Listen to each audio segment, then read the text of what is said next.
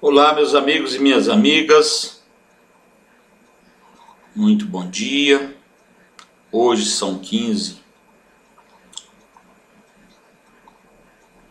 de abril de 2019. Mais uma vez retomo essa tribuna política para falar de assunto nacional. Esta feita, vou falar de energia limpa que o Nordeste pode gerar e suprir o Brasil. Energia limpa. Mormente a energia solar e a energia eólica. O Nordeste tem vocação para isso. Vocação e potencial. É algo relativamente fácil de fazer, muito mais barato do que os estádios que o Brasil construiu para a malfadada Copa de Futebol do mundo aqui no Brasil. Eu creio que se aquela dinheirama que foi investido naqueles estádios e infraestrutura para a malfadada Copa, se tivesse sido investido em energia limpa, produzida no Brasil, mas principalmente no Nordeste, nós já teríamos outra situação, uma situação mais favorável para o próprio Nordeste, que eu acredito que o Nordeste não vai ser só empreiteiro nessa história, não. O Nordeste tem que ter as salvaguardas para garantir royalties para a região, para o desenvolvimento da região. E isso é uma riqueza muito grande. O sol que castiga o sertanejo pode ser o sol que traga a salvação de toda a região, produzindo energia limpa. Mas o nordestino não pode produzir, o Nordeste não pode produzir energia só para colocar na rede nacional e mandar para outras regiões, não. Tem que tirar proveito financeiro para o seu próprio desenvolvimento. Isso tem que ser feito. Agora, minha gente, toda essa situação mostra o potencial do Brasil para muitos segmentos, não só de energia, mas de outras potencialidades. Isso mostra o quanto o Brasil nunca teve um projeto de nação, um projeto de desenvolvimento consentâneo com as nossas possibilidades e potencialidades. Antes diziam que o Brasil não tinha petróleo, que era um grande território, vamos dizer, praticamente inútil, mas lá no Nordeste, o povo nordestino sempre acreditou naquela região, mesmo seca como é. Há exemplo dos árabes que deram e dão a vida pelos seus desertos. O nordestino é castigado pela seca secular, secas terríveis, mas insiste e às vezes morre no local para não sair, para não padecer em outros locais e ser discriminado e rejeitado. Ao contrário do que é o nordestino, sempre coração aberto, hospitaleiro, mas ao contrário não acontece com os nordestinos.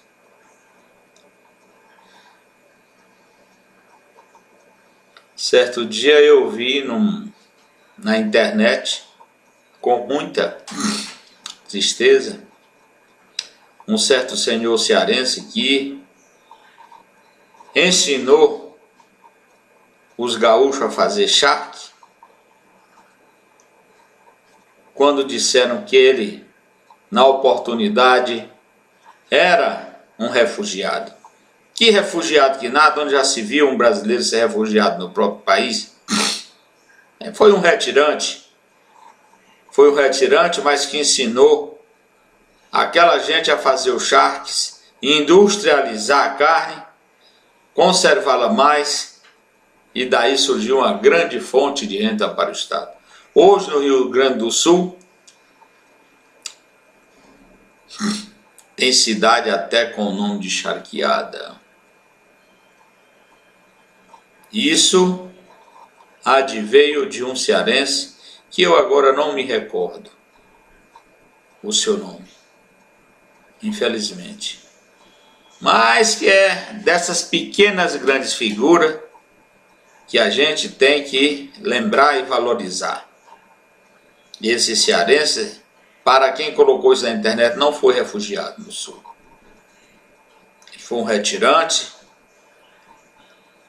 dentro da sua própria pátria e que foi muito útil, porque antes eles lá no Sul matavam os bois para tirar o couro e fazer e curtir. O couro tinha mais valor que a carne. Quando esse cearense por lá aportou e viu essa situação, esse desperdício, disse: não, vocês podem salgar a carne, conservá-la para vendê-la até ganhando mais, com valor agregado. E assim foi feito. E hoje, como já disse, no Rio Grande do Sul tem até cidade chamada Charqueada. Não é em homenagem aos cearenses que eles não fariam isso, mas em homenagem à sua ideia, à sua forma de conservar a carne, que ele veio, trouxe lá do Ceará, trouxe do Nordeste, onde costumeiramente o povo que na época não tinha geladeira, e até hoje mesmo, nem todos têm, faz a conservação da carne no sal e faz o charque, a carne seca, muito saborosa por sinal, mas tiveram o péjo de chamar essa alta figura de refugiado. Refugiados são os que vieram da Itália, refugiados são os que vieram da Alemanha, refugiados são os que vieram lá da Arábia, né? Mas os nordestinos aqui dentro do Brasil não são refugiados. Em qualquer ponta, do Oiapoque ao Chuí, o brasileiro tem a liberdade de ir e vir, sem que para isso seja discriminado e perseguido. Mas eu estou falando, meus amigos, da geração de energia e energia limpa. Com isso, o Nordeste pode se transformar em um grande exportador de energia e resolver o seu problema de água. Assim como vem do céu a energia solar para o Nordeste, pode vir do subsolo, do subterrâneo, a água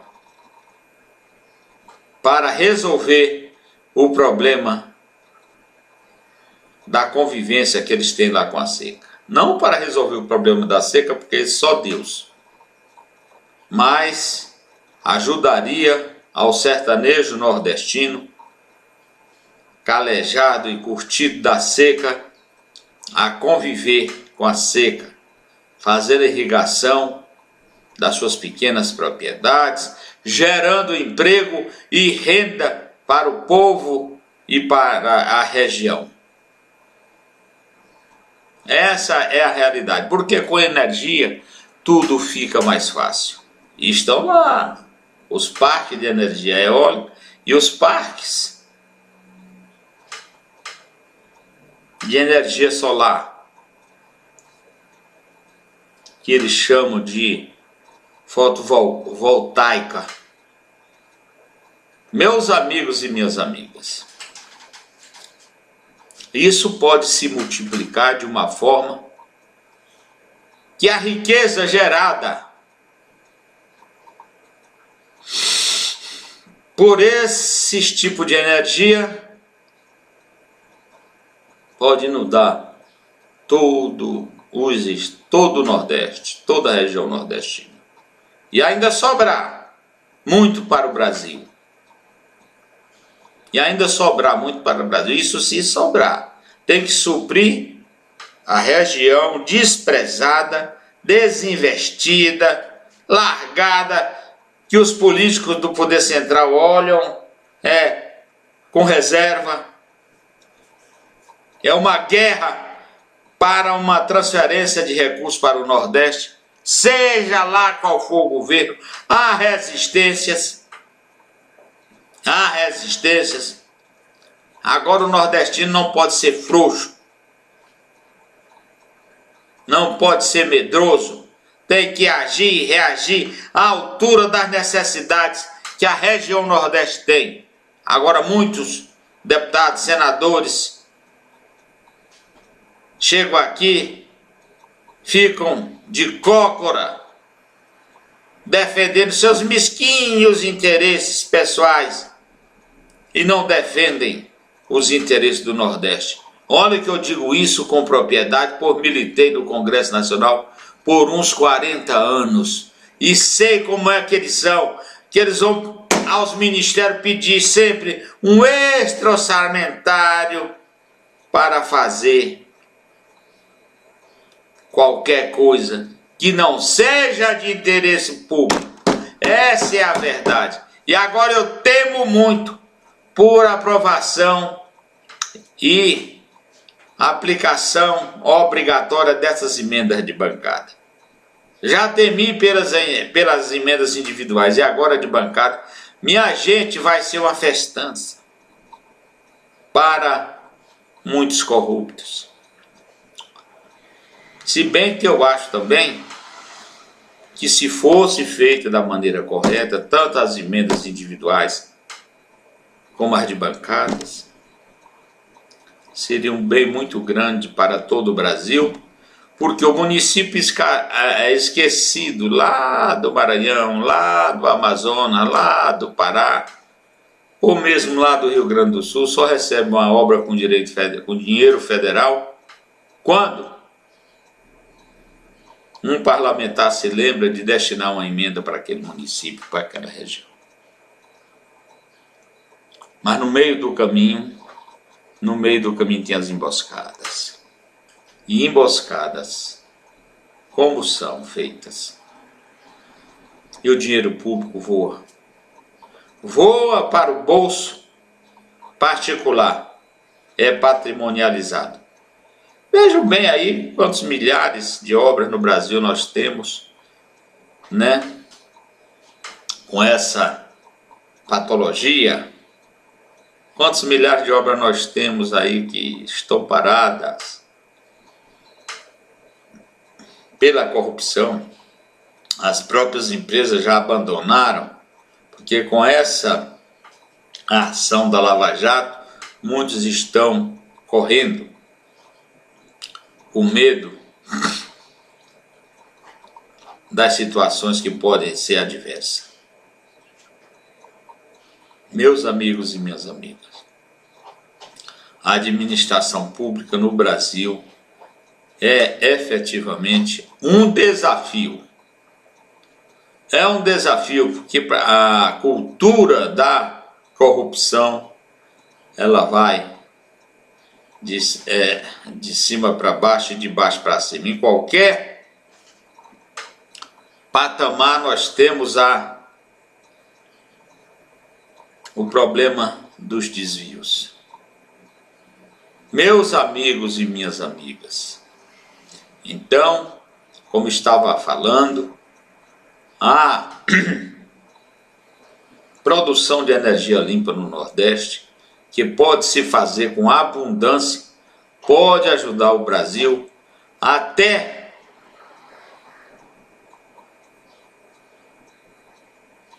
deixar de construir hidrelétricas, fazendo represas imensas represas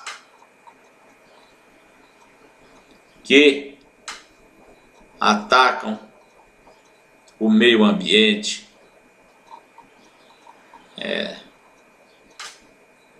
descaracterizam toda uma região com um lago artificial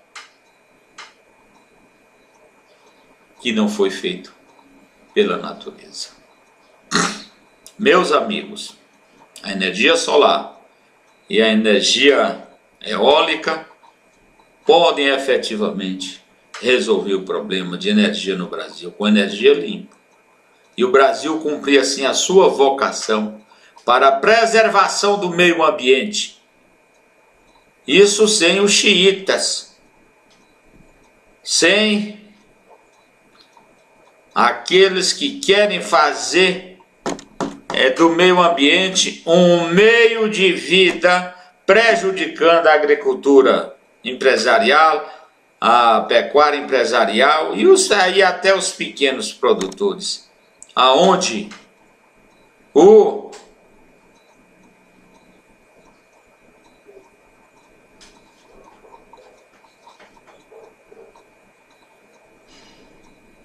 agricultor familiar, onde o agricultor familiar não pode queimar uma coivara, que é multado e é perseguido por uns fiscais aí que são pagos para patrocinar o atraso do Brasil.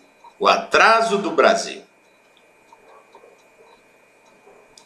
Lá na minha região, onde nós temos lá muitos raizeiros, pessoas descendentes de índios, que conhecem a flora e a fauna, lá já foi preso até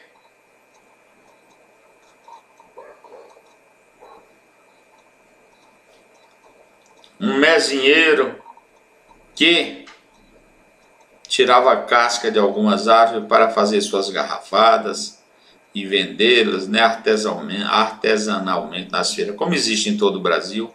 O coitado estava tirando casca de angico para fazer os remédios dele, quando foi preso e humilhado por fazer algo que não faz mal a ninguém e que seus tataravós, bisavós, avós e pais faziam sem nenhum problema. Essa é a realidade. De forma que com a energia eólica e com a energia solar resolveremos o problema. É a janela aberta para resolver o problema do nordestino com a seca. Porque com a energia vamos ter no Nordeste energia de sobra para puxar água lá das entranhas da terra e irrigar as plantações e servir ao povo e aos animais, aos rebanhos, água potável com abundância, tirando definitivamente o povo nordestino da situação periclitante que sempre viveu, sempre esperando a seca certa que virá, porque a seca para o nordestino é como a morte. É a coisa mais certa que tem para ele lá, é a seca e a morte. Muito obrigado.